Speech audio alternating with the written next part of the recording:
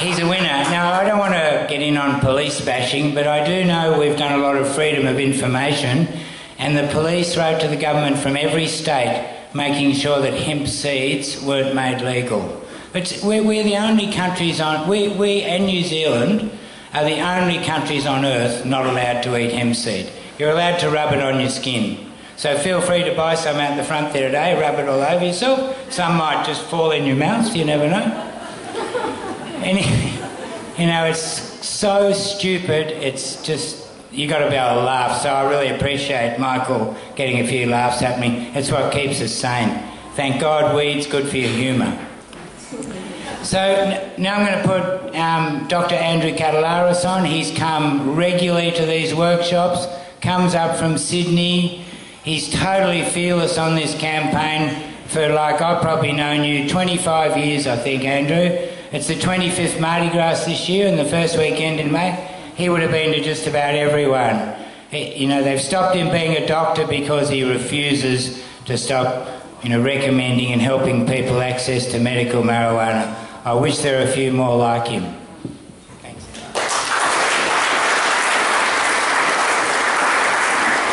Okay, thanks for the kind words, Michael. Today, I haven't actually prepared a technical talk about medical aspects of cannabis because I think right now, at this time, the politics are much more important than the details of the medicine. Now, are most people here as political activists or as patients looking for medicine or advice on medicine? Can I just get an idea how many activists are there here? Oh, gee, I hope we can improve on that. Oh, yeah.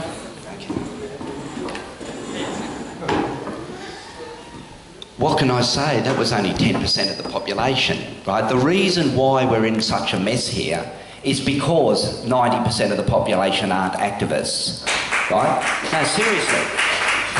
That old thing by Margaret Mead, never doubt that a committed group of sincere people can change the world, right? But it can't be too small. That's what I've found.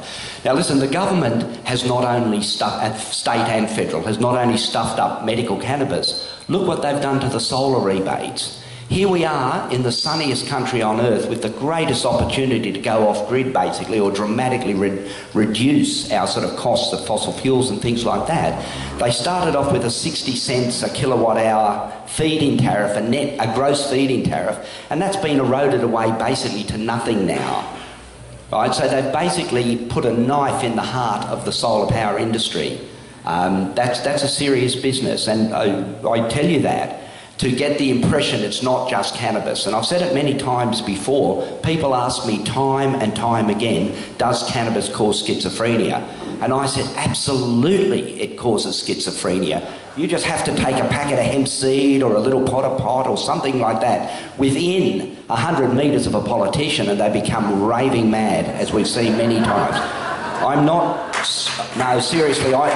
sad to see the end of Baird.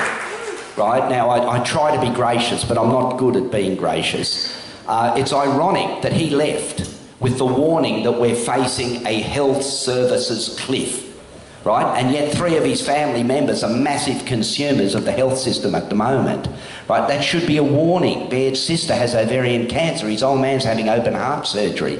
What is going on with health here? This isn't only about medical cannabis. Right, this is about the direction of where we're going and where our health is. I've said it before, and I'm not the only one that said it. It is likely, even almost definite, that this current generation is the last one that'll live longer than its parents. We're coming off the crest of benefit, and now the pigeons are coming home to roost with those 20 or 30 years of junk food infiltration and things like that. Now, my biggest concern at the moment, and the patients that have given me the most grief, and remember, we're dealing with patients all the time with the most bizarre, serious and intractable diseases, but the thing that's caused me the most grief in the last 3 months has been the action of docs, child protection, or whatever state instrumentality there is, and the hospitals seeking to displace well-informed and intelligent parents from their proper role as caring parents. Have you all heard the case of Ocean Kisco over in West Australia? He was a little boy with a neuroblastoma in his brain, and these are horrible tumours. The best that the hospital could come up with was a combination of radiation and chemotherapy, and the figures that they gave the parents were that 50% of the kids will die during the treatment and the other 50% will be profoundly retarded. They mentioned an IQ figure of 80. Now listen, mothers and fathers out there, if you were confronted with a situation where your child has a half chance of dying in pain, lethal infections, no white cells, bleeding, the whole catastrophe, or ends up as a shuffling zombie, you might not want to take that option. That was the case with Ocean.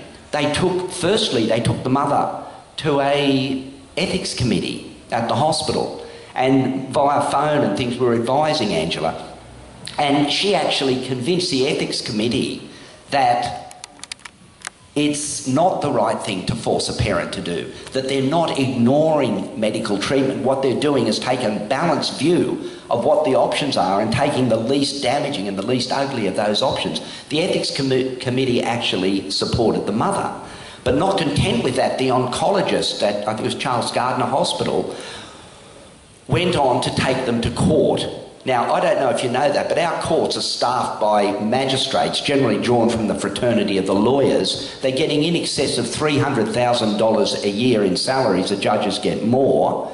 And yet they operate in an entire moral vacuum, right? We hear it time and time again in these courts. Look, I understand why you gave the pot to give to your dying mother, but my hands are tied. I'm going to convict you. I'm going to give you a criminal record. I'm going to throw the breadwinner in jail. These things happen all the time.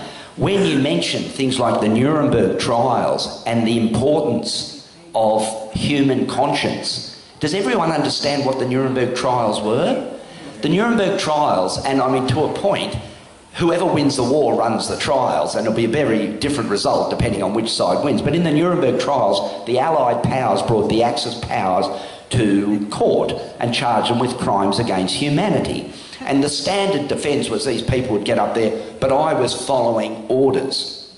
And the unequivocal judgment of the Nuremberg courts were that following orders that are at violence with your conscience renders you just as liable to prosecution as if you'd given those orders. So saying I'm just doing my job is not a defence. It's certainly not a defence at the higher metaphysical level, but even at the legal level, following orders that are at violence with your conscience. Now, if a police officer, as they did in Ubuntu recently, turns up and pulls up 215 plants, knowing they were intended for the control of epilepsy in children, and knowing, because they were informed, that they're the results of a 7-year breeding program to produce a plant of exceptional activity, you think their conscience would have come into play and they would have desisted. But that's not the case.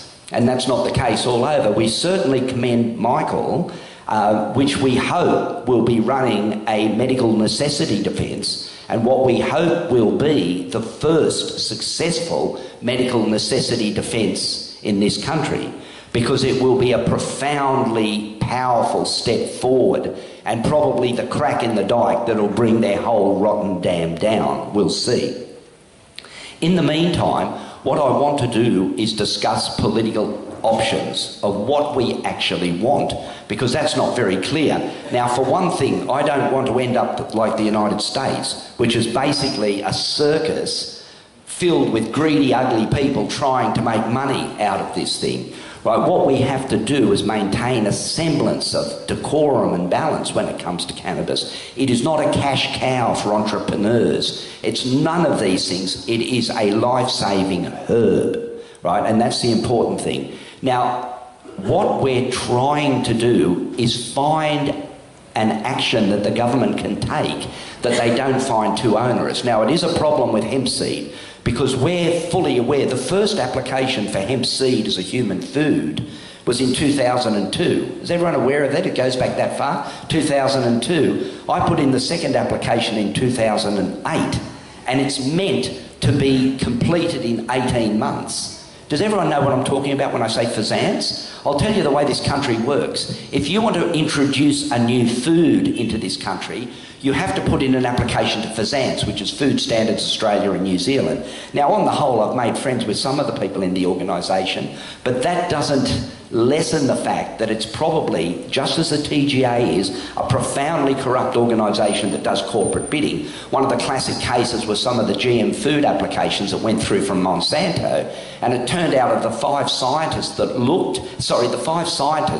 signed off on the application, only 2 had read any literature, and it had all come from the company themselves. So they're basically just a rubber stamp. But after 2 applications and now about 3 or 4 years of constant harassment, we actually got FSANZ to agree that hemp seed was a safe and highly nutritious food. Now, I dispute that because it's not a highly nutritious food. It is almost certainly the most single nutritional food that's available to humanity. In terms of convalescent use, infant use, geriatric use, there's nothing quite like it. And the reason I've pushed so hard to have hemp seed here is because the nutrition provided by hemp seed allows us to have a normally functioning endocannabinoid system. And with sufficiently long-term use of the right nutrition, you won't actually need medical cannabis. Medical cannabis is a stopgap measure, or someone with defined pathologies like Dravet syndrome or something else like that. But for the average run-of-the-mill person that wants wellness, if you eat the right foods, and were any of you here on the talk I gave on the endocannabinoid system? Okay, just a few. So I'll quickly go over it. The endocannabinoid system is the master regulator system of the body, essential for the production of homeostasis, or the regulation of all factors in the body, your mood, your appetite, your temperature, your heart rate. Everything is regulated by the endocannabinoid system. And it has been so for the last 60 million years, as far as the paleobiologists tell us, going all the way back to the sea squirts. But the fascinating thing about the endocannabinoid system, most systems have messenger chemicals. So say you get a fright, adrenaline comes out of your adrenal glands and it revs you up, and when you're calming down, the acetylcholine comes out and balances it. But with the endocannabinoid system, it's different. The anandamide, which is the signal for the endocannabinoid system, is actually synthesised out of your cell membrane, the membrane of the nerves or whichever system, the endocrine system.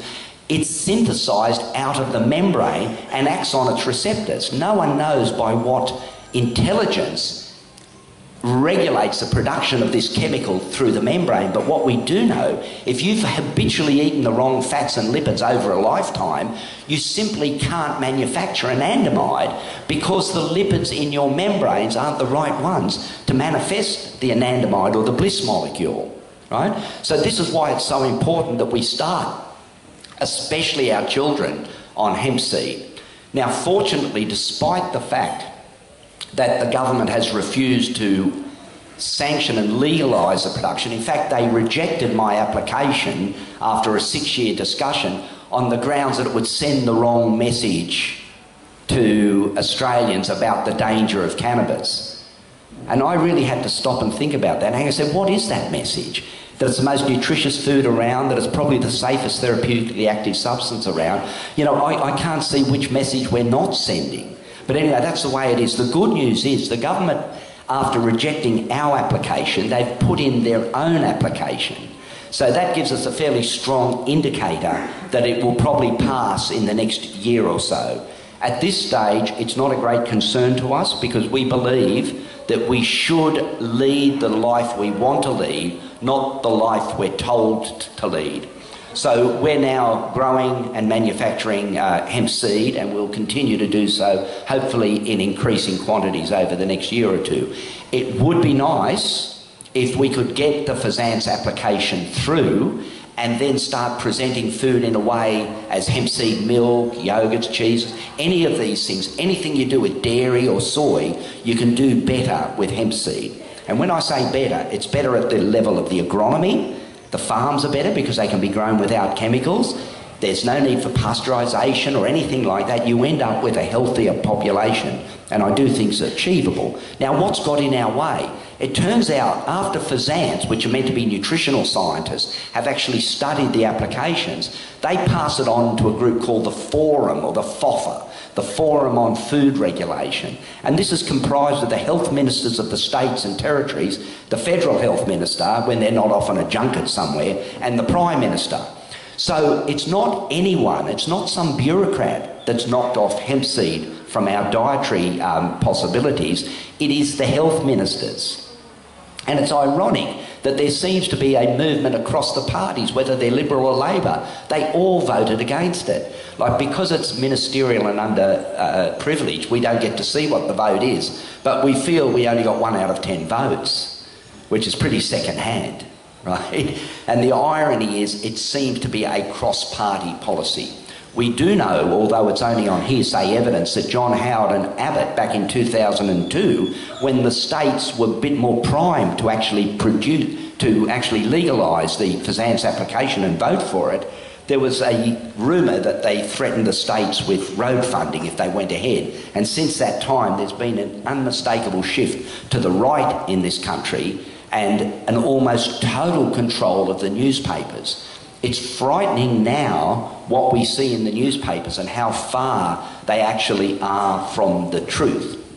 And no matter what you may personally think about Donald Trump, my personal view is give the man a go and see where he goes. There's some worrying signs there, but there's been worrying signs coming out of America since the Civil War. Where to next?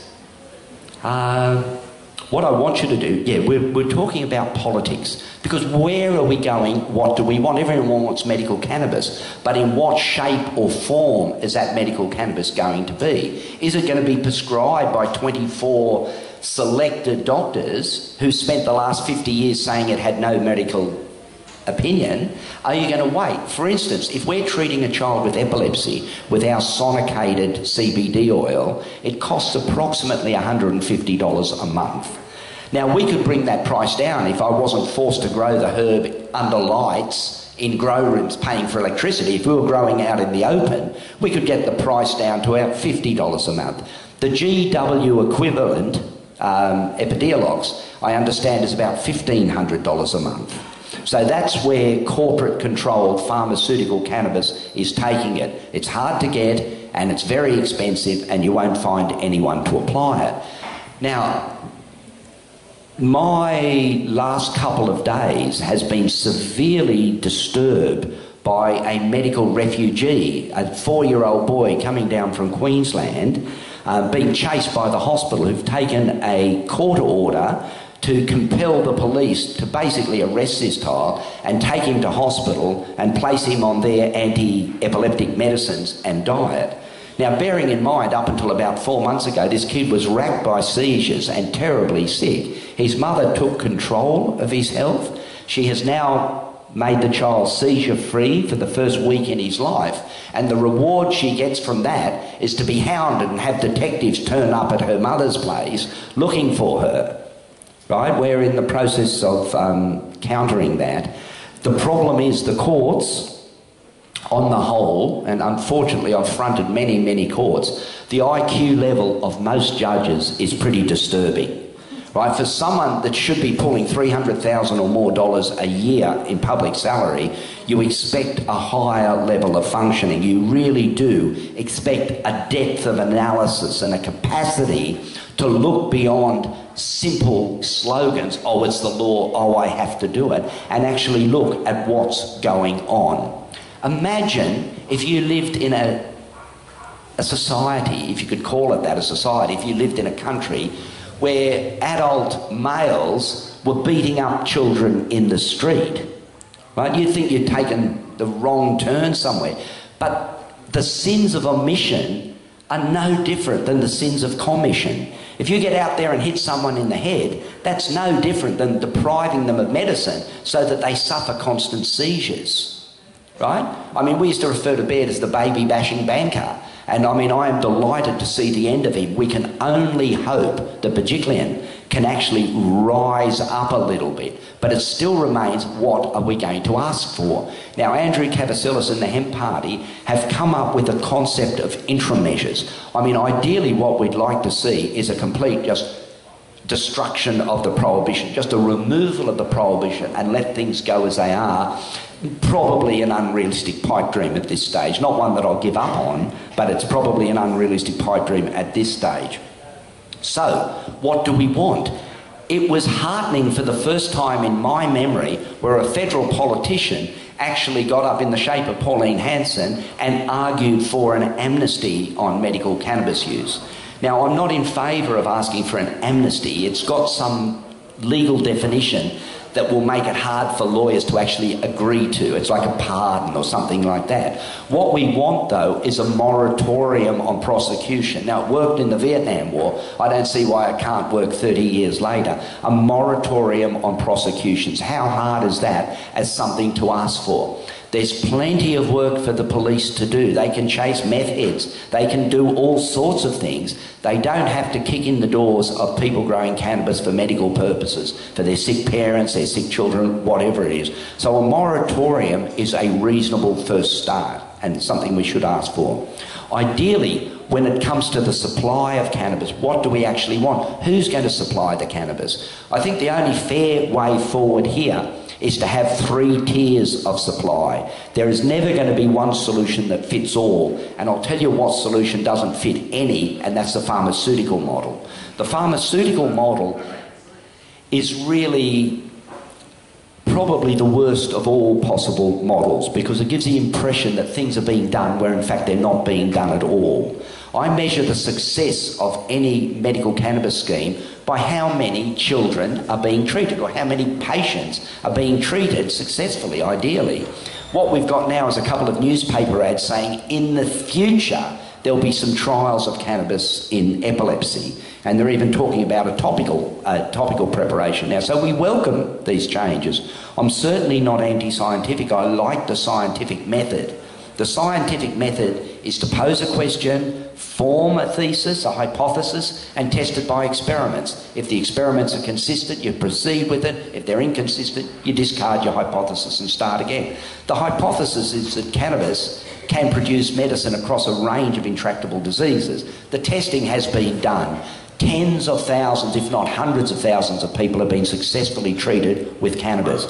Michael pointed out the dangers of OxyContin. Right? OxyContin in the United States, endone in its various different forms, is killing 40,000 people a year in the United States. They refer to it as the new narcotic epidemic. Just as we had a smack epidemic during the Vietnam War with all the troops coming back, here we've got basically a pharmaceutical one, which puts lies to the idea that the pharmaceutical way is a way of guaranteeing safe medicines.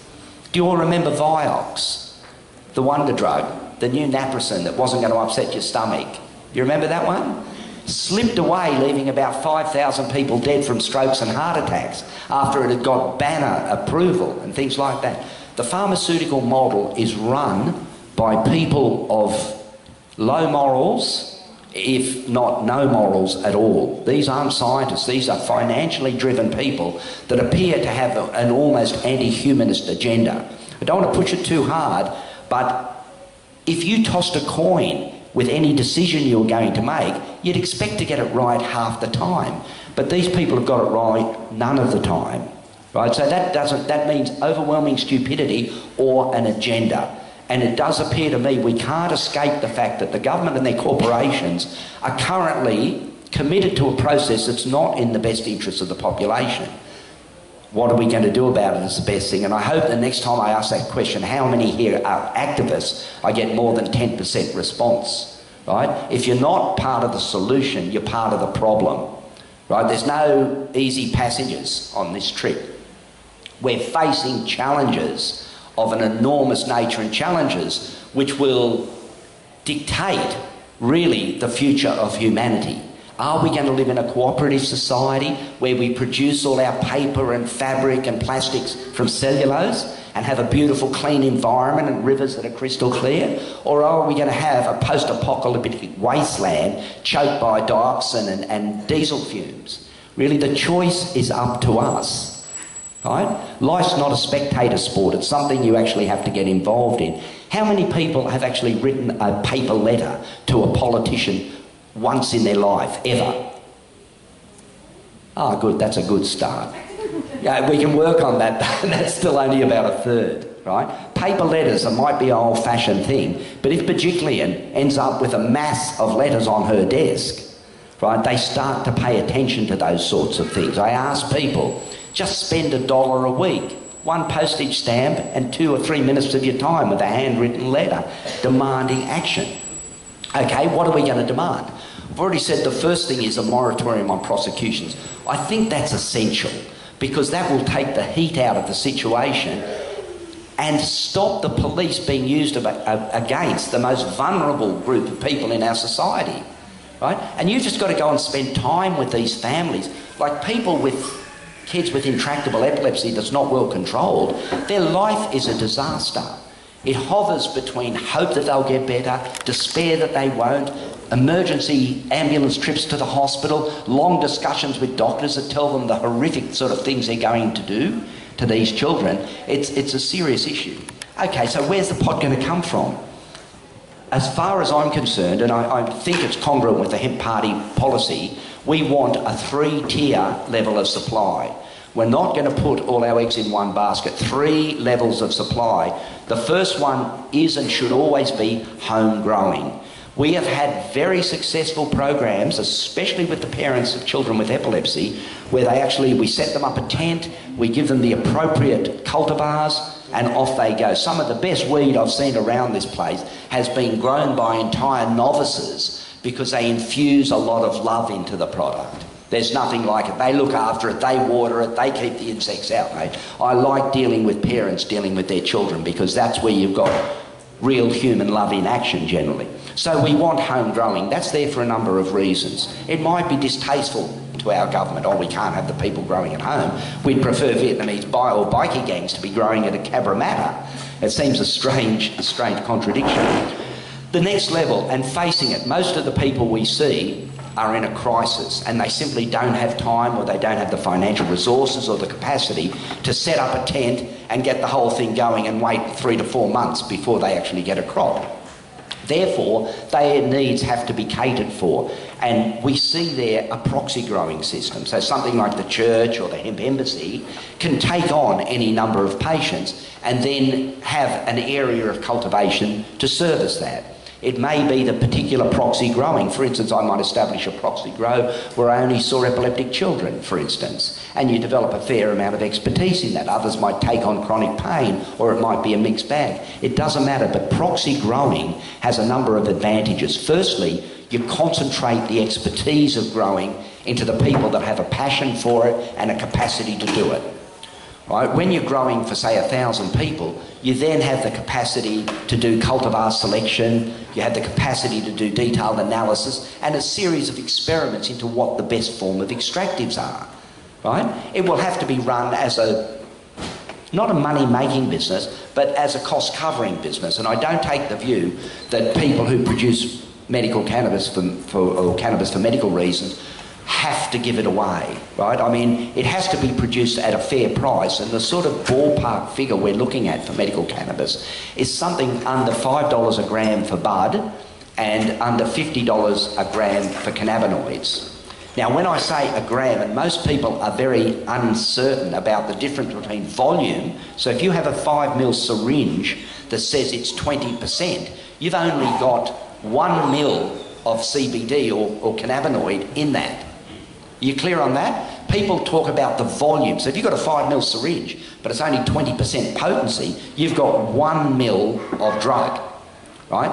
The way we see it, that ml should be $50. At this stage, the current prices of cannabis is between $100 and $200 a gram for the actives, which is really inaccessible to most people in the sort of doses you like to do for longer term administration. The third tier that we imagine, and this is more as a sop to the doctors, if they want to prescribe cannabis and they're only comfortable prescribing Merck or Pfizer or some other pharmaceutical cannabis, let them do it. I have no problem with doctors prescribing artificial, synthetic cannabis, whatever, but let there be 2 other sources of supply that the people can go to. Now, most people aren't aware. Marinol, does everyone know Marinol? Marinol's a synthetic THC that was made in 1974 and passed all the FDA licensing. Right? They said it wasn't addictive, it was safe. Anyway, Marinol is a legally prescribable cannabinoid, a synthetic nonetheless, but a legally prescribable cannabis. simply the patients preferred street cannabis to Marinol. And the same thing will happen when these people start pulling the plant apart and trying to make a patentable single ingredient, right? The experiments with Dravet and others being done with Epidiolex, which is, I'm not even exactly sure what's in it yet because they don't sort of share these details with us, but it appears to be a plant extract. But cannabis, I said at the beginning, I view it as much as a herbal medicine as a pharmaceutical. And there are subtleties, right? It's not all about the THC or the CBD. There are subtleties in it which we yet don't fully understand. Some people aren't very sensitive to those sorts of things. Some people are just as happy to take the pill from the doctors. Let each person decide, but don't make TGA-approved medicine the only form of cannabis that we'll ever see in this country, because it'll be expensive and a long-term coming, right? It was ironic that Turnbull got into the paper a week ago suggesting that doctors should prescribe more cannabis, right? I mean, we already heard a tiny amount of the difficulties of what it is to actually prescribe legal cannabis at this stage. And for the people who come to us with immediate needs, right, immediate pressing needs, it's simply not good enough waiting 6 months. Most of the patients we would have seen would be dead in that time, unfortunately, and that's a sad thing. All right, well, that's enough for me for now. I'd be interested in hearing some questions, but I don't want to hear like medical consultations. This is a political thing. We have to start thinking how we can move forward. How are we going to exert our will on the current system, which is sort of attempting to keep us ground down? Hi, Dolph. Do you have a template somewhere that we can start to follow? For what? Well, you know how you got the three things you'd like the government to... Oh, yeah, I gotcha. Okay, no, at this stage we're floating ideas. I mean, this is a political issue that we're working with the Hemp Party, and what we want to do is produce, it's not a work in, it's not finished yet, it's a work in progress. We want to produce a set of things that the government will be able to do. Now, I appreciate, and as much as I dislike Baird personally, I appreciate he's not an independent agent in this. And even the Premier of the state only has a limited amount of actual freedom of movement. So, yeah, that's a work in progress at this stage. Yeah. As a user of medical marijuana, whether it's CBD or THC, if you're pulled up by the police and have a test, where do you stand in terms Okay. That question gets asked so many times, and I wish I had the knowledge to answer it more definitively. The problems with it are these. Most people should be aware Australia is the only country that's using the saliva test. They were thoroughly studied in Europe about 10 years ago, and they were found to be unreliable and capricious in their results. They were also found not to contribute to road safety, right? In this country, the only country using them, they're even very clear that they're not fussed that they don't contribute to road safety, like the alcohol breath test undoubtedly does.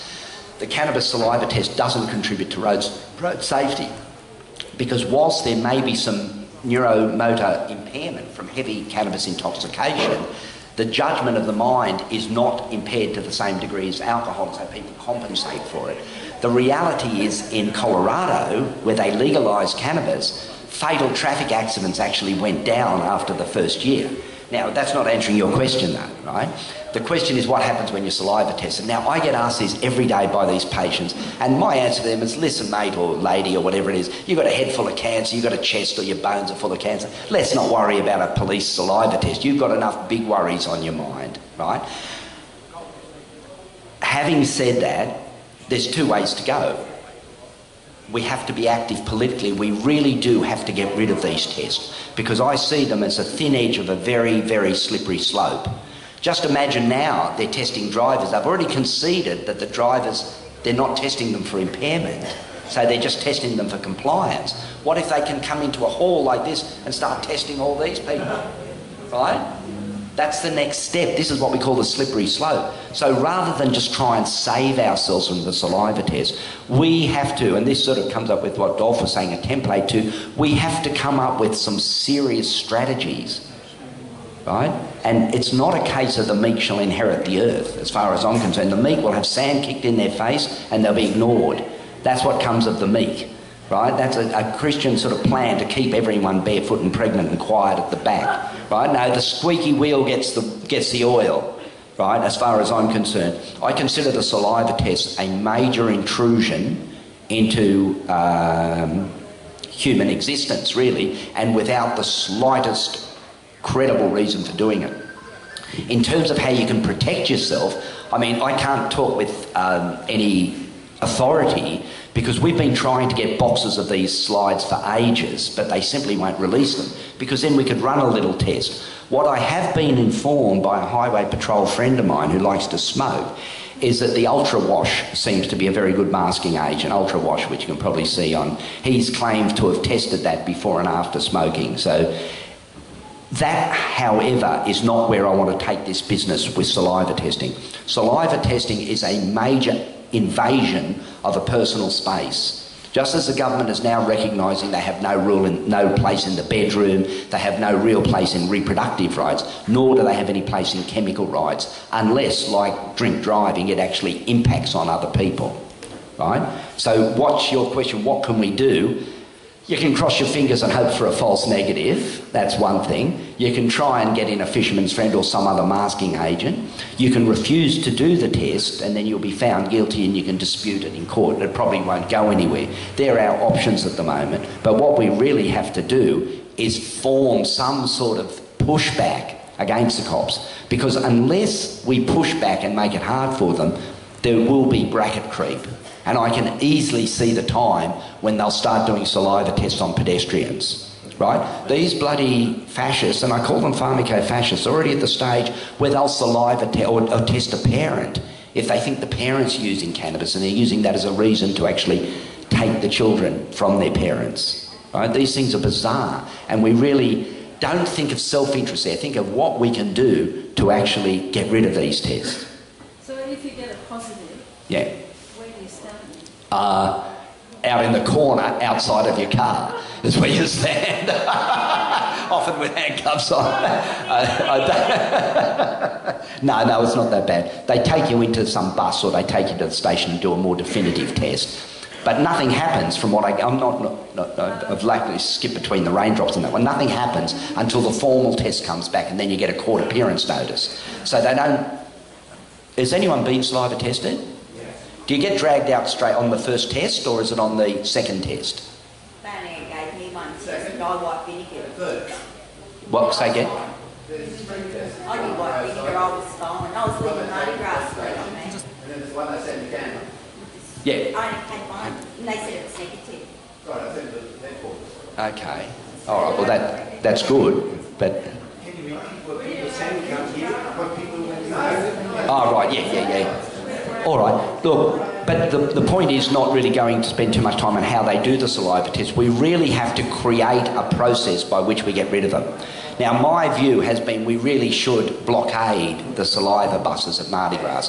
Mardi Gras is meant to be a political thing. You've got to have some balls, really. I mean, as I said, the meek will not inherit the world. They won't get the backyard, they'll get fuck all. That's what the meek get, right? You really have to stand up in your truth, right, and with integrity, right? That's the only way forward, right? I mean, I've wasted 20 years of my life trying to make weak people strong and fearful people brave, right? Luckily now, they're starting to coalesce around a group of people that put principles above pragmatism, right? That's the only way forward. There may be a tiny bit of pain short term. It's nothing, really. Didn't answer the question, but there's no answer to that question. When you started, you asked for activists to sit up their hands. What afterwards, Well, there's a rally tomorrow with Children Battle for American Cannabis Users. 12 o'clock tomorrow, Children Battle, Woodland Park. I mean, if the question is how can we... This gentleman here says, I'd like to be an activist. That's the first and important stage. It can be as simple as writing letters. I mean, that's a start. It's not enough, but it's a good start. Yeah. Yeah, no, it gets nowhere. 1 letter will get nowhere. 10 letters will get nowhere. 100 letters will get nowhere. 10,000 will get somewhere. Okay, that's where I'm heading. Wouldn't it be a great idea if you or somebody that you know could organise all the people here that want to be activists and what to do? Yeah, listen, the only route to success is organisation. And it's always been a major bugbear with me that the right wing, the born-again Christians, all these have an enormous capacity for organisation, and the loose coalition of socially aware people seem about as sort of coherent as a group of blowflies. Right? Organisation is critical. I mean, I've got my work cut out at the moment with the clinical practice and the science and things like that. We need organisers. We need people to work in groups. I'll tell you something really interesting. I mean, I saw this on Kung Fu the movie, but 20 or 30 years before, my dad actually showed it to me, and I don't think he got it from Brian Carradine. I was one of 3 brothers, and my dad came home from work, and the 3 brothers were fighting. So he picked up a stick out of the garden and said, "Break it, Andrew," which I did very easily. And then he got a bundle of sticks together and he said, "Break these." And obviously I couldn't break them. Right? Yeah, there's strength in unity. Right? I mean, you can volunteer yourself. And look, there's not one organisation, there's not one thing. It's a question of different groups coming together. Right? There is no group that's excluded from an interest in medical cannabis. Mothers, you know, parents of all sorts, people who want to be independent of their disease. It's a broad group from the youngest to the oldest. So remember, 90% of the population supports medical cannabis, and we just have to say that in a loud and clear voice to make it heard. Now, I think with a new Premier, this might be our season of discontent and our time to actually take these sorts of actions. Right? I mean, the only reason I'm sad to see Baird go, we had a great program of harassment lined up for him over the next 12 months. And in a sense, I'm a bit sad that I've been deprived of the opportunity to abuse him. But anyway, that's the way it goes. Sorry? Isn't that they replace it? Scroll down, do it again. You can't say, what about what you saw David, what about Desha? You've got an alternative. Yeah. It's all white. We start fresh, but we're really starting back. To a point. She can only do what they allow her to do. Yeah, it's really hard. The question from this lady, and it's an interesting one, is that you can only actually do what the shadowy corporate masters allow you to do. There is a little bit of wiggle room, and in politics, my experience has been the only time you get progress is whether the pain you put on the person for not doing it is greater than the pain they'll get from doing it, right? And it is. It's very much an arm wrestle.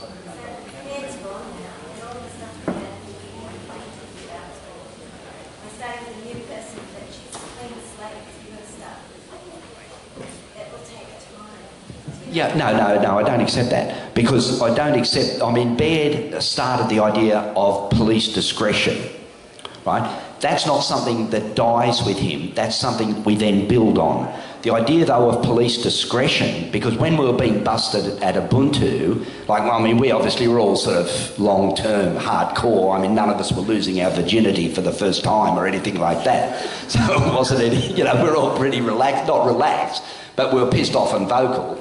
And, you know, we're right in their faces the whole time. And we put it to them that they should be displaying discretion because it was clearly a medical facility.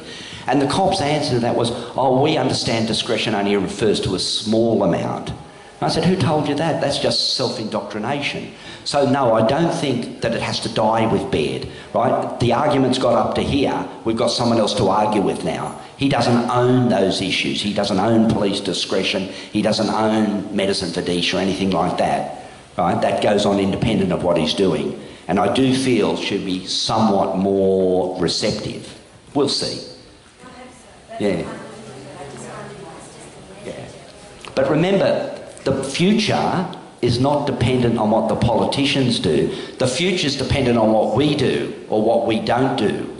And more the latter, unfortunately. Right? You know what they say, the only thing it takes for evil to triumph is for good people to do nothing. And it's triumphing very successfully at the moment if you haven't noticed it. Okay. Is that enough? I'll just give you a very quick synopsis of medical history, but it will bring me to the idea of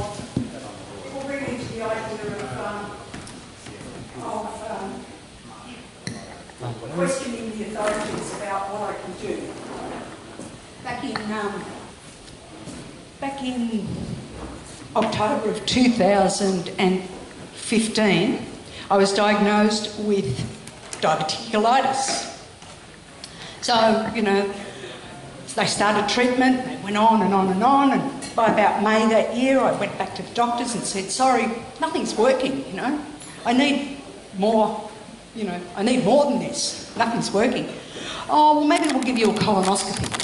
So they booked me in for a colonoscopy, and they said, I woke up from the colonoscopy, and the doctor looked at me and said, oh, you've got stage 4 bowel cancer on the Thursday, and we're going to operate on Monday.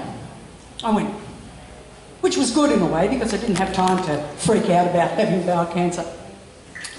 So I had the operation on the 11th of May, and they put me on all the endones and all that horrible stuff that was, and I was very positive about, my mental state was, I'm going to treat this like a bad tooth, They're just going to take the cancer out, it's going to heal up, and I'll be fine, and I'll be strong, and just get on with life. Well, during taking all of these endones and tramadols and, oh God, I can't even tell you, patches and everything else, I was getting really depressed, quite suicidal, didn't care whether I lived or died. Anyway, so I went back to the follow-up surgeon's appointment, and then someone said, oh, have you tried medical cannabis? And I went, well, no, I haven't. I'll give anything a try.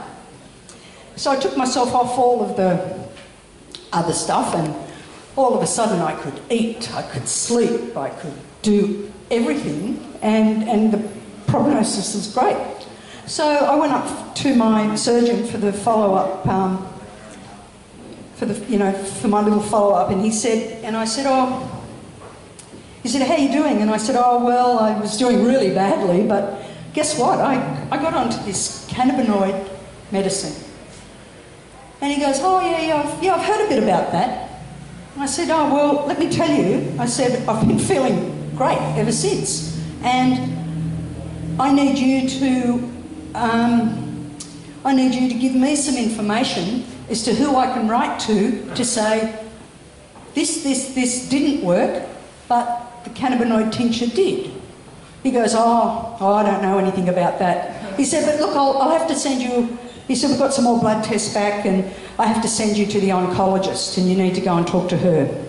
So I went to the oncologist. Oh, yeah, I'm sorry, Miss Savona, but, your tumour level markers have come back and they're elevated. And we have to start the treatment all over again. I went, hang on a second, because I was very, very anti-chemotherapy. That was my only choice. They said, just as a routine, we'll give you 6 months chemo and see how we go. Well, I asked a friend of mine, who was not my doctor, but a doctor, and said, what would you do? And she said, well, it's your body, you've got to listen to it. I said, what would you do if it was your body? And she said, well, I'd wait the 6 months and see how you go. Have another round of tests. If you've got elevated tumour markers, well, do something about it then. So last Thursday, 6 month came along. Of course, elevated tumour markers are still there. So now I have to, getting back to the oncologist, I said, this is what worked for me. I need to ask you, who can I write to? Who can I get that information out that when nothing else worked? She said, well, for a start, there's no real scientific evidence about the cannabinoid. I went, really? I said, There's no scientific evidence about chemo in bowel cancer. In fact, the data of chemo in bowel cancer appears to shorten your life. It does. Right? Not in all things, but in bowel cancer. Indeed. Yeah. Indeed. So now, talking about political, so I was, excuse me, due to go back to work, I'm, recovering. I just had a knee replacement 6 weeks ago. And I didn't have any other, they tried with all of the others and I just went, nah, not using that. Then I went to, what was interesting is I went to Centrelink.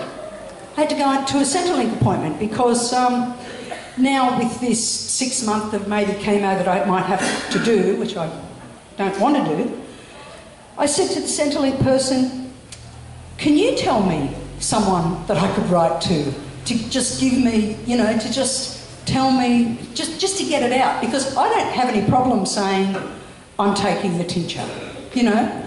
People say to me, oh, you better be careful because that could incriminate you or blah, blah, blah. The only problem I have with it is I'm the only person that can get myself to treatment of any sort or to Lismore anyway, so I have to be careful. I can't take the tincture and then risk getting saliva tested. Yeah, how many people in this room have been saliva tested? Oh, you're in a hot spot. Okay. Yeah, okay. Oh, and the policeman told me too. He said, oh, you know, I've got a very, very obvious car. So he goes, I kind of know who you are. So it's worse than that. Anytime. You know, just let me get this out, because this is a really disturbing thing that I learned from one person. If you've been pinged on one saliva test, there's a rumour that they put your number plate into their COPS system, their visual character recognition system, and so there's repeat offenders. People have even gone far enough as changing cars and things like that. That is disgusting. That sort of targeted harassment is no. Well, so what was the question? My question, I said to the policeman, I said, if you arrest me, I said, do I have any right in saying that you are stopping me from getting the treatment that I know is working? But any one of them will tell you. The same way the doctors will tell you, the same way policemen will tell you, oh, well, I don't know about that. It's just the law. We just have to infiltrate the law. Listen, I was at a rally down in Central about 6 months ago, and I spoke to a senior cop, and he more or less snarled and sneered at me, saying, you think you're a smart-ass, Katelaris. He said, you might get medical cannabis, but we'll get them on the roads. Yeah. That's what he told me, like a sneering scumbag. And, you know, and this guy was such a, you know, it was like, oh, yeah, you come from Nimbin, yeah, sure, you're on the medical cat, you know. And it was interesting because I had a whole file, my whole medical file right there, and I said, if you've got the time, sir, you're very welcome to read my medical, you know, my medical file that I've got here, that I have to carry with me from one doctor to the next. But now I've got the problem with Centrelink. Centrelink is saying, well, they had to get me a treating doctor's report. Now, if I choose not to, and this is where the political thing comes in, if I choose not to go down the chemo track, Centrelink are now telling me that I might not qualify for benefits because I'm refusing treatment. It's like, okay, well, yeah, what do you do? I mean, you know, what do you do? And she said, oh, well, I also wouldn't go around telling too many people that you're on the cannabis tincture. I said, even though it's working? She said, well, some people might be inclined and some people might be directed to send your name to the police saying this person has admitted to committing a crime and getting in a car and driving to treatment or driving shopping, wherever. And so I'm kind of stuck between a rock and a hard place in terms of, you know, my question being, who do I write to? Write to the new health minister, Mr. Hunt. Oh, yes. Well, seriously, I mean, we have to move on, Doug, but we have all been living in this nightmare. I've been here 30 years now. This is the story. Welcome to criminality. That's horrible. One thing about the RDT testing, I think we were getting about 50 to 70 people every Monday in Lismore Court. They have backed off here, I think. Not in other places, but they're starting to realise how ridiculous it is here. It's one of the shocking things. Listen, I should have said something earlier. We've got heaps of speakers. I've got quite a few people using medical cannabis who are going to tell us their stories. So rather than have heaps of questions today, especially if they're personal questions, I reckon Andrew's going to be here all day, other speakers are here all day, and you can individually go and talk to them out there. They'll be sitting out there. So anyone who wants to talk to Andrew about their particular story or problem, I'm sure he'll be all ears, correct? And you're welcome. Don't let me finish you off, but we've got heaps of people to talk. You want to... I've kicked him off.